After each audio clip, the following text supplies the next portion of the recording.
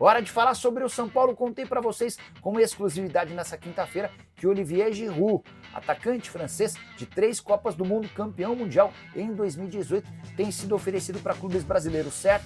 Consegui descobrir que um dos times que receberam essa sugestão foi o São Paulo, até porque o tricolor procura um centroavante desde a lesão do Caleri. Giroud tem 38 anos de idade, pertence ao Los Angeles FC, que já declarou que topa rescindir o contrato de forma amigável, liberando o atleta, apesar de o vínculo se encerrar em dezembro desse ano.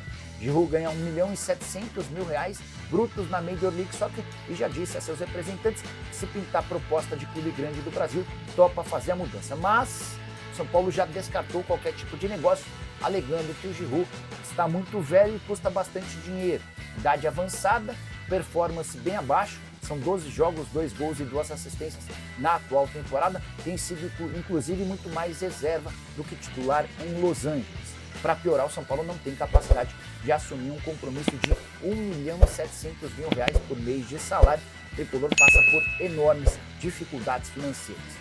Só para fechar o noticiário do São Paulo, outra informação exclusiva: Luiz Gustavo deve voltar a treinar com o elenco apenas durante a pausa do Campeonato Brasileiro por conta do Super Mundial. Ele vai precisar de fato ficar 3 meses ausente por conta daquela embolia pulmonar, ainda segue tomando medicamentos e enquanto ele toma esses medicamentos está proibido de treinar. Como esse episódio aconteceu no início do mês de abril, a tendência é que no início do mês de julho ele esteja liberado para fazer atividades. Dessa maneira ficaria como reforço para o tricolor na volta do Super Mundial. Para fechar sobre o São Paulo, boa notícia: Igor Felisberto, Mike e Paulinho renovaram seus contratos. Promessas da base, o tricolor se preocupando em fazer com que esses atletas cheguem ao elenco profissional já com contratos mais longos. Não, tem que ser uma, porque não tem outra. É a posição dele, né? Não, você colocaria quem? E não colocar o menino, pô, aí... Ou é ele ou é Luciano, né? Não, mas... Fora a disposição.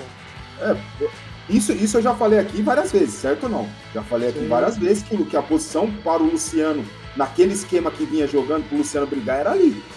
Né? Eu já falei aqui várias vezes. Para mim não tem problema nenhum o Luciano jogar ali. Mas ele falou, né, que ia colocar o Rian como titular. Eu acho que é uma boa oportunidade. Dele, eu sempre falo uma coisa: preparado, a gente... ele tá preparado para ser titular? Coloca ele. Aí a gente vai ver, eu não tava, mas fora isso, a gente vai ficar aqui, não sei. O Arnaldo falou, os meninos não estão preparados para ser titular na Libertadores. Só o Ferreirão. Por quê? Porque colocou o Matheus. Matheus, na avaliação dele, não está preparado, tem que melhorar. É isso. Mas eu só vou saber se eu colocar. Eu só vou saber se o menino estiver lá dentro do campo. Né? É o que eu falo sempre. O Rian tem um poder de finalização, eu sei, ele errou o gol.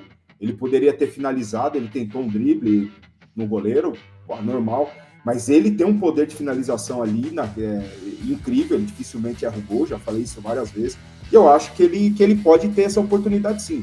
É um jogo muito complicado no sábado contra o Bahia, é um jogo muito complicado.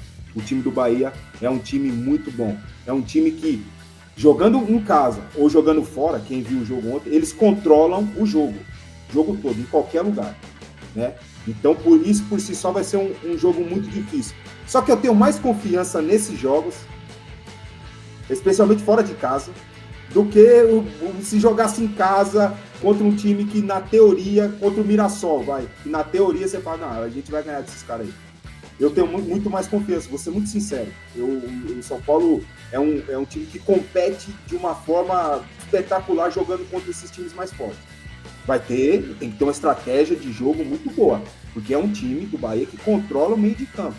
Se você não estiver muito bem preparado, você vai correr atrás da bola o jogo todo e não vai tocar na bola. Se você não tiver uma estratégia muito bem traçada, quem sabe, para esse time que o São Paulo tem hoje à disposição, de ser vertical, de matar o jogo, quem sabe não vai ter tanto controle quanto em algumas oportunidades teve fora de casa, mas que seja um time mais vertical, que a hora que retomar a bola, a hora que coletivamente souber o momento de pressionar, recuperar a bola, ser vertical para matar o jogo. Eu acho que fica muito por aí a característica desse jogo contra o Bahia do Patrão. Mas eu vejo o Rian com uma boa oportunidade sim de ser titular nesse jogo. Eu espero que ele consiga aproveitar a oportunidade que tanta gente está pedindo para ele, que a torcida tanto almeja. É o nome mais gritado no estádio, mesmo ele fora do campo, todo mundo grita Rian. E eu acho que ele merece essa oportunidade.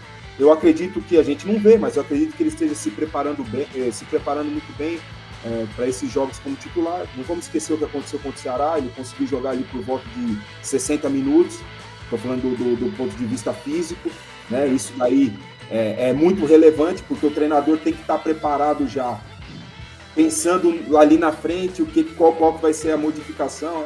A gente aqui falando é muito fácil, o treinador, a cabeça dele tem que ser muito maior do que a minha e pô, ele é pago para isso, né? Mas são aspectos que ele tem que estar já preparado. Ele não, porque ele não vai estar no banco mais uma vez. Exato. Cara, a gente tem que falar sobre isso também. Não sei se vocês concordam comigo. Ele tem que se controlar um pouco mais. Eu sei, eu entendo. Muitas vezes parece que sou eu lá na beira do campo. Eu estou querendo dizer você, o torcedor na beira do campo. Só que ele tem que se controlar um pouco mais. Porque aí eu vou falar como ex-jogador. Você vê o seu comandante à beira do campo é uma coisa. Você vê o subcomandante, vamos dizer assim, o auxiliar do comandante é diferente. E as ações do cara, elas ficam limitadas. E você vê que o cara tá ali. Quando você vê do estádio, ele olha pro companheiro, pro outro auxiliar, né? E eles ficam ali conversando, mas é nítido que eles estão muito indecisos do que fazer e tal. Óbvio que eles conversaram antes do jogo das possibilidades de substituição, das probabilidades. Se o jogo tiver assim, vocês fazem isso. Se o jogo tiver assado. Mas, cara, eles trabalham com esses jogadores todos os dias. Mas para o jogador, você ver ali do lado do campo, você olhar para uma instrução, seu comandante é completamente diferente. E vai ser o 12º, 11º, o 12º lá na Libertadores, que ele já está suspenso. Exato. Eu entendo, mas ele tem que rever esse jeito dele. Porque ele tem que saber que ele faz muita diferença à beira do campo. Num jogo tão importante quanto uma oitava de final de Libertadores, sabe-se lá contra quem, pode ser um jogo muito difícil, inclusive. Eu ia falar, inclusive, que o jogo contra o Bahia, além de ser um jogo dificílimo por ser contra um time bom, fora de casa, que é contra um técnico que conhece um pouquinho do São Paulo, né? Então ainda tem esse fator de enfrentar o Rogério Ceni. Alguém vai quebrar o tabu, né? Ou o Cubeiras ou o Rogério Ceni. Ou vai dar empate, né? Porque o Rogério Ceni nunca... Aliás, a única vitória do Cubeiras foi contra o Bahia do Rogério Ceni, né? 3-1 no Morumbi. Num jogo que o São Paulo, aliás, jogou pra cacete. O São Paulo tinha um time bem melhor na época do que tem hoje.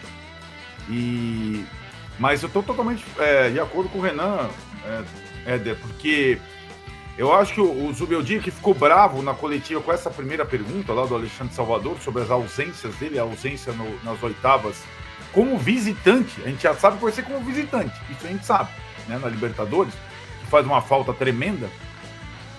Eu acho que ele teria, se o Zubeldia não quisesse dar mais entrevistas, e as entrevistas dele costumam ser ótimas, fora essa última, ele podia só entrar como o Rogério no início da carreira entrava com números. Então os números do Zubeldia, eles são inquestionáveis. A Libertadores, então, do Zubeldia, nenhum técnico do São Paulo tem esses números. Nem o Tele tinha, né? Agora, os números das ausências dele são inquestionáveis também. O Renan já falou aqui.